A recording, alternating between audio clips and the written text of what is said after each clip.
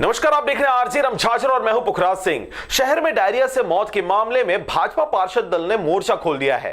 विकास भवन के सामने बीते दिनों पार्षद दल धरने पर बैठ गए। देखिए रिपोर्ट। डायरिया से मौत पर भाजपा पार्षद दल ने खोला मोर्चा। शहर में डायरिया से मौत के मामले में भाजपा पार्षद दल ने मोर्चा खोल दिया है। बीते दिनों पार्षद दल धरने पर बैठ गए।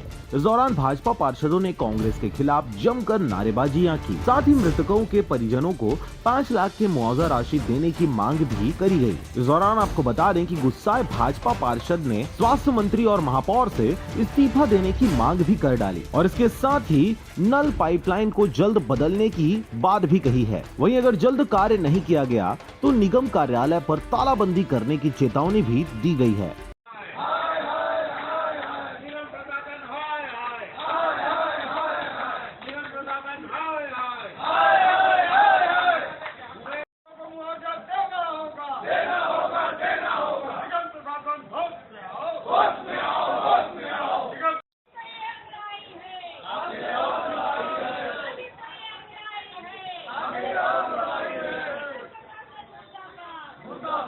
बिलासपुर से रविंद्र टंडन की रिपोर्ट, आरजे रमझाझर।